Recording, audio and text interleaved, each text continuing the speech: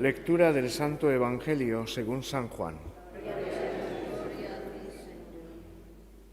Después de que Jesús hubo saciado a 5.000 hombres, sus discípulos lo vieron caminando sobre el mar. Al día siguiente, la gente que se había quedado al otro lado del mar notó que allí no había habido más que una barca y que Jesús no había embarcado con sus discípulos, sino que sus discípulos se habían marchado solos. Entretanto, unas barcas de Tiberíades llegaron cerca del sitio donde habían comido el pan después que el Señor había dado gracias. Cuando la gente vio que ni Jesús ni sus discípulos estaban allí, se embarcaron y fueron a Cafarnaún en busca de Jesús. Al encontrarlo en la otra orilla del lago le preguntaron: «Maestro, ¿cuándo has venido aquí?» Jesús les contestó: en verdad os digo, me buscáis no porque habéis visto signos, sino porque comisteis pan hasta saciaros. Trabajad no por el alimento que perece, sino por el alimento que perdura para la vida eterna, el que os dará el Hijo del Hombre, pues a éste lo ha sellado el Padre Dios. Ellos le preguntaron: ¿y qué tenemos que hacer para realizar las obras de Dios? Respondió Jesús: la obra de Dios es esta, que creáis en el que Él ha enviado. Palabra del Señor. Acabamos de terminar de escuchar el texto del Evangelio de San Juan y termina así: la obra de Dios es esta, que creáis en el que Él ha enviado. Hace referencia de que Dios envió a Cristo, a nuestro Señor, a su Hijo, para que anunciara el reino de Dios, y ya sabéis la historia cómo termina. Termina en la resurrección, pero Jesús pasa por la muerte. Jesús pasa también por el suplicio, por el dolor, el sufrimiento. Y la invitación que nos hace el Señor es que abramos el corazón a las palabras de Jesús, al mensaje de salvación, a la fe en definitiva.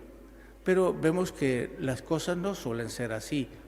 Normalmente no suele ser así, que ha habido bastantes situaciones de dificultades, de incomprensiones y de no querer aceptar el mensaje.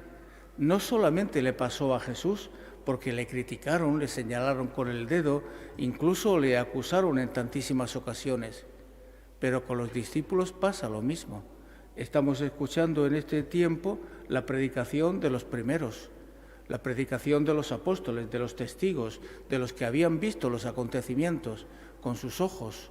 Los que habían visto y oído aquellos acontecimientos fueron los que nos lo explicaron, los que anunciaron el reino de Dios, pero tampoco tuvieron una buena aceptación, porque prácticamente las envidias, los deseos también de tumbar todo aquello que surgiera y que rompiera lo establecido también por aquella gente, los fariseos, saduceos, etcétera, no salieron de ahí, incluso siguieron con la misma tónica que habían seguido con Jesús. Pero a lo largo de la historia de la salvación y después en el tiempo de la Iglesia, vemos que las cosas no han mejorado demasiado. En el mundo también hay esa contestación a la palabra y al mensaje de Dios. ¿Qué es lo que nos está pasando? Pues es evidente de que hay luchas y hay dificultades para aceptar el mensaje del reino de Dios, del amor de Dios, de la misericordia. Y no es fácil, de hecho, pero eso a cualquiera de nosotros nos lleva a abandonar, a dejarlo todo, a decir esto no tiene arreglo. Seríamos personas sin esperanza. Y Dios no nos habla de ser personas sin esperanza, todo lo contrario. El Señor quiere que vivamos en la esperanza y que, como decía San Pedro en la predicación, en los primeros momentos también del anuncio del reino de Dios, del querigma, que tenemos que resistir firmes en la fe. Y resistir firmes en la fe supone aceptar el mensaje de Jesús en nuestra vida, aceptar el Evangelio y tratar de vivirlo y seguir anunciándolo Y luego cada uno es responsable también de su propia vida y de todo aquello que es abrir el corazón a Dios y abrir el corazón a los demás. Porque en la vida cristiana nosotros no estamos llamados para despreciar a nadie. No estamos llamados para decir, no me aceptas, no quieres escuchar a Dios, etc.